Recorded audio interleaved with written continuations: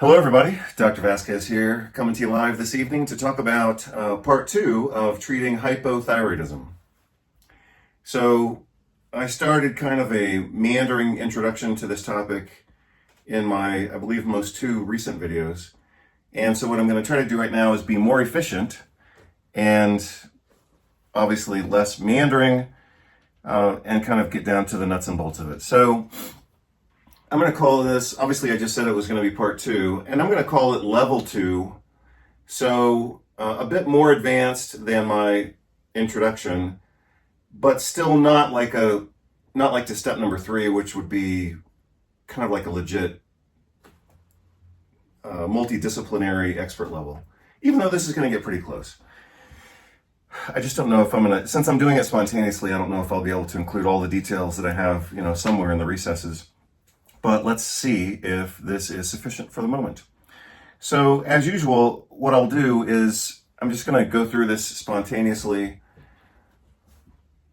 And then as I'm editing the video, without actually changing the video, I can go in and add some notes or comments or more details or citations. That's what I did last time, and I think that worked pretty well. So the reason I'm doing this spontaneously is, as you can tell, I haven't reviewed anything. I looked at one website of the American Thyroid Association to see if they've got any new lab tests. And they don't, and that's, since that's a specialty organization, obviously I would expect them to be aware of anything that's new. So they didn't mention anything new. I'm not aware of anything new either. So I think the laboratory paradigm has not changed, at least not with regard to specifically looking at hypothyroidism. Of course, we can look at other things that may influence thyroid function. But with regard to, targeting thyroid function itself with laboratory tests, I'm not aware of anything new.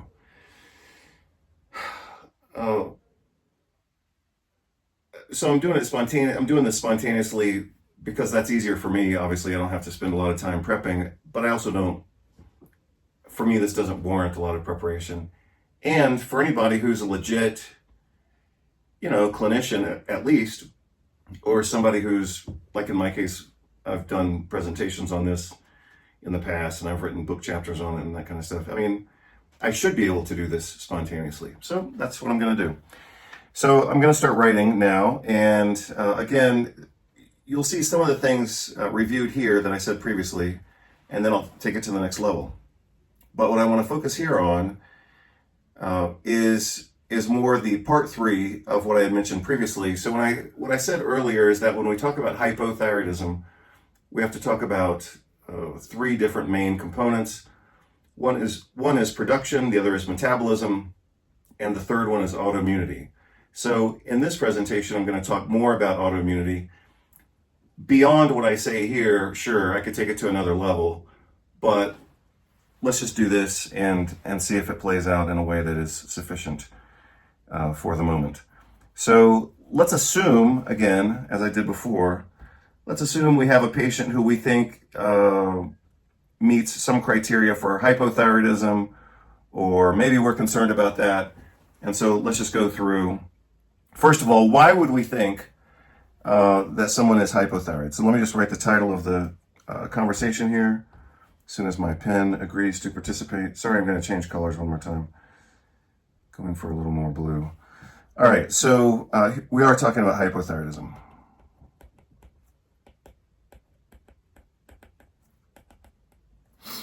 So, why would we think that somebody has hypothyroidism from their history or their symptoms? So I'm not going to write out all the symptoms because I did that last time, but I can verbally tell you what the list is. And any good doctor in, primary care or general practice would have this list, have a list like this, available and hopefully memorized. But the most common symptoms of hypothyroidism that a patient would report or that we would ask about during the history, the most common symptoms are fatigue, depression, cold hands and feet, dry skin, constipation, and then we can ask for other things: menstrual irregularities, migraine headaches, high cholesterol is another common characteristic of hypothyroidism. weight gain despite reduced appetite. That's classic. Again, it's weight gain despite reduced appetite. And those are the main ones. But again, fatigue, depression, cold hands and feet, dry skin, constipation. The more of those they have, the more we would think of hypothyroidism. On physical exam, so that was our subjective things that we would ask about. So we call that the S in our SOAP note.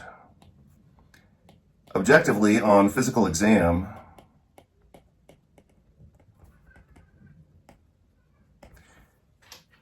as I said in the earlier video, we would look for what I call relative bradycardia.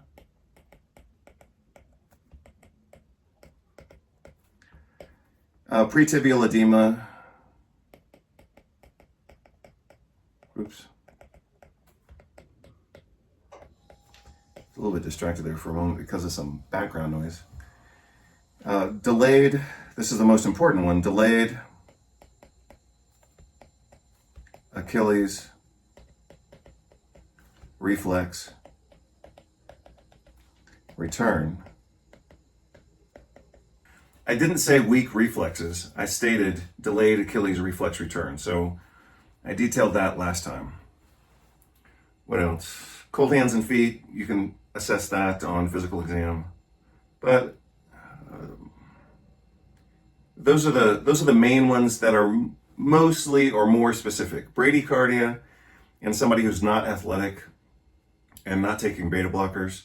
Pretibial edema and delayed Achilles reflex return. That's what you would look for on physical exam. And then we would go to the other part of our O would be lab tests. So, as I stated again in the other video, we look at TSH, we look at free T4, and might as well get a free T3 with that. That tells us about production. If we want to look at metabolism, we would then look at reverse T3. So these tell us about production, gland function. This tells us about metabolism. And then we would do, so this is 1, 2, 3, 4 tests. 5 and 6, if we're specifically looking for autoimmunity, we would look at anti-TPO, anti-thyroid peroxidase antibodies, and anti-thyroglobulin antibodies.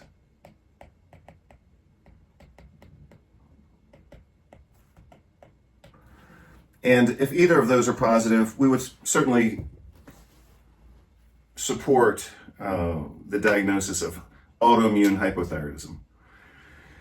So again, and especially the way that we interpret these tests, we want to make sure that that TSH is below 2. If it's above that, we become more concerned about a failing thyroid gland. So, as I mentioned before, with these tests, we can again assess production and gland function, peripheral metabolism of thyroid hormones, because most of the metabolism occurs in the periphery.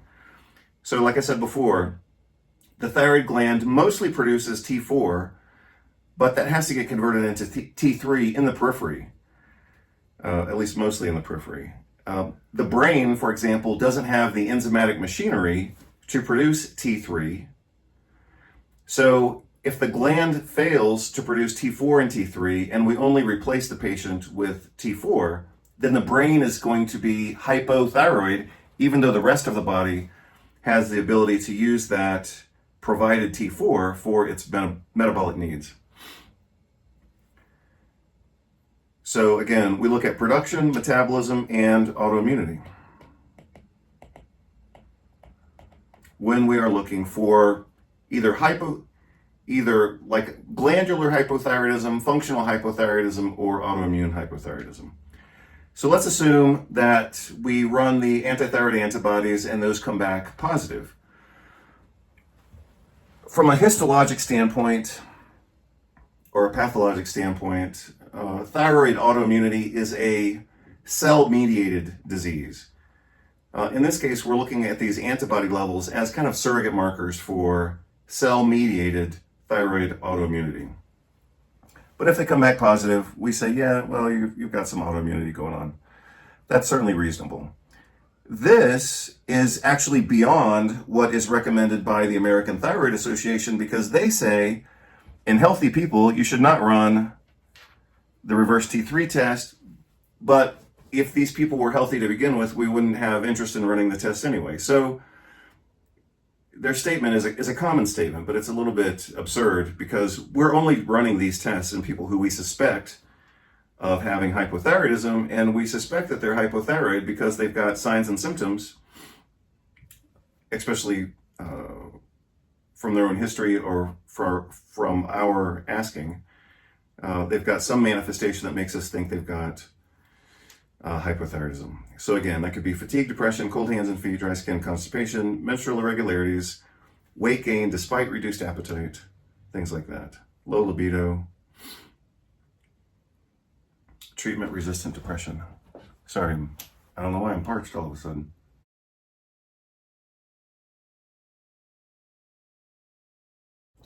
But I did have an espresso. Sorry, I had a cappuccino and a brownie. I had half a brownie this afternoon. Sometimes that makes me a little thirsty. So again, let's assume in this conversation, their TSH comes back at 8. Free T4 is a little bit low. Free T3 is a little bit low. Maybe reverse T3 is a little bit high. And we've got positive anti-TPO antibodies with or without positive antithyroid globulin antibodies. And we say, you have now won the Hypothyroid Autoimmune Award. So how would we treat? This is, I guess maybe it's a little bit of a trick question, but the question that I want to ask is, how would we treat thyroid autoimmunity? And I guarantee you that a lot of doctors like at the family medicine level would get this wrong. Or they would do what they're comfortable doing, and then they would say that that's the right way to do it, even though it's incomplete. So, I guess it's all perspective on what's right and wrong.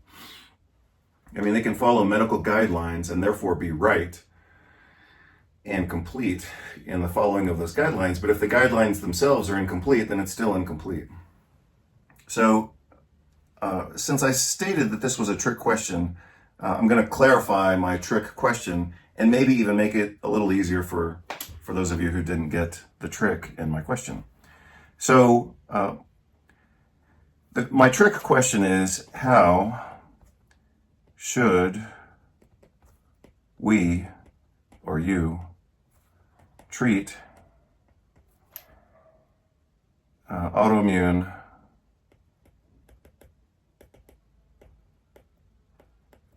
hypothyroidism?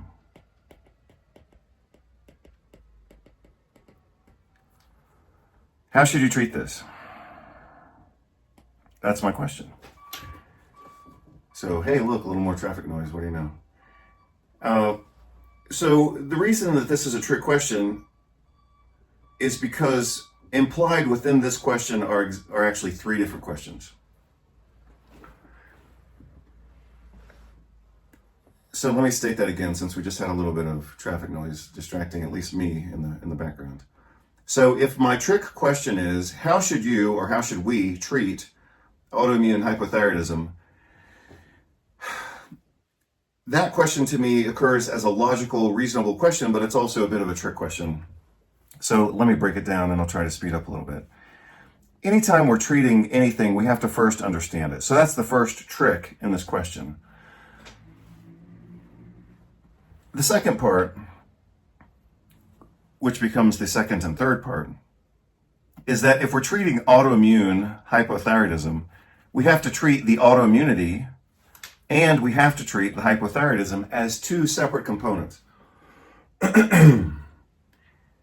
So in order to do that, you would have to then, as I stated here, you would have to understand the autoimmune nature of what you're actually treating, or what's the cause of the autoimmunity.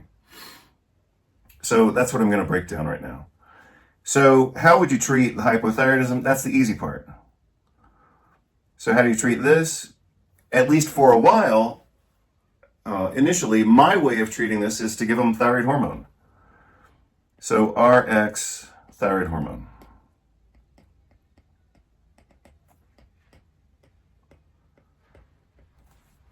And I'm sure that's already upset some people. So we could do some other things, but we have to treat the low thyroid performance. Sometimes we can get away with using tyrosine and iodine.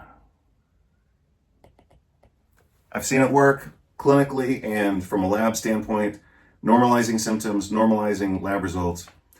I've seen it work. I've seen it work in group clinics where other doctors are doing it, so I know that it works.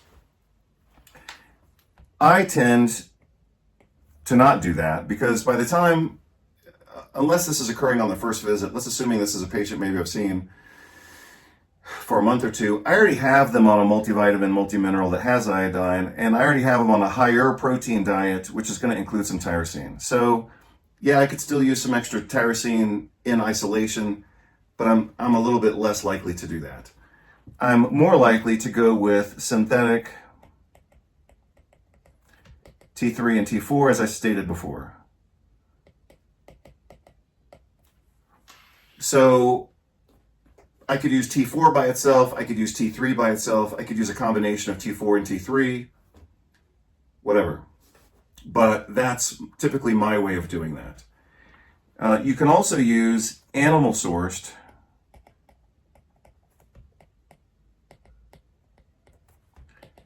T4 and T3. We used to call that armor thyroid because it was from cows and pigs. And now other brands are available. And yeah, you can do that, but it's going to have some glandular component. It's going to have glandular proteins, and those are going to function as antigens. And that's going to make, commonly, our TPO and thyroglobulin antibodies increase, and we don't want that. That's going to stimulate more autoimmunity because we're throwing in not only more of the target proteins, but actually proteins which might actually be more antigenic from cows and pigs. So I wouldn't do that. I would go with T4, T3, synthetic for a while. Sorry, that just erased my line. I would go with T3 and T4 synthetic for a while. You don't have to do it forever. Patient doesn't have to take it forever. But, I'm not in this for any idealism. I'm in this to get patients better faster. And if they've got fatigue, depression, cold hands and feet, dry skin, constipation, weight gain, high cholesterol, and I think thyroid is the cause of those issues, low thyroid is the cause of those issues, then yeah, I'm going to give them thyroid. I'm not dorking around waiting on some idealistic fantasy solution. So I would go synthetic T4 and T3, dose to response. It depends on the patient, depends on their size, depends on their other comorbidities. Do they have heart disease? Do they have angina? Do they have epilepsy? Do they have any mania or bipolar or mental instability? Those red or yellow flags would make me go a little slower. I could start at a low dose in somebody who's younger and fit but still hypothyroid. We could, someone who tolerates exercise and exertion, for example, yeah, I could go with a higher dose. But it's going to be dose to response to normalize their clinical manifestations and also normalize their body temperature. So with hypothyroidism, we expect a reduced metabolic rate systemically, and that's why they've got cold hands and feet. And sometimes you pick that up when you're doing physical exam. You check their either oral or axillary temperature, and you find that it's low. So we would dose to normalize heart rate, other symptoms, but also body temperature. So we dose to response. Especially temperature, cold hands and feet, but also oral and or axillary temperature. I talked about that last time. Achilles return, so I'm going to say reflex return. normalization, heart rate,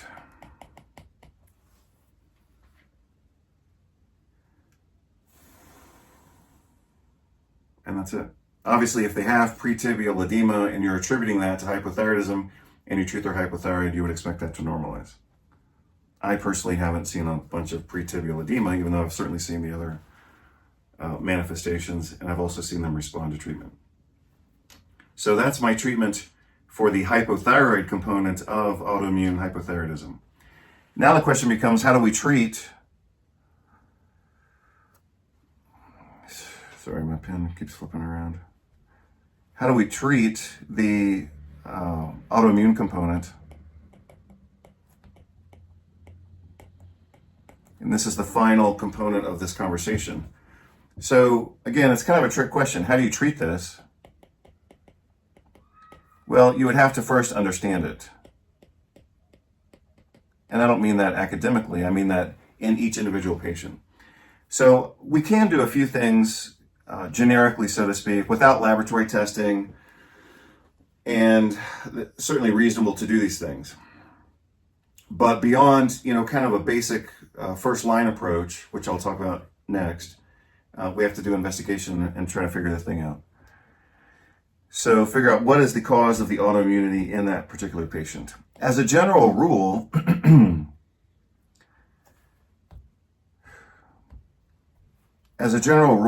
we can assume that some of the autoimmunity is metabolic. So let's just go through causes. Autoimmune causes in the conversation on hypothyroidism.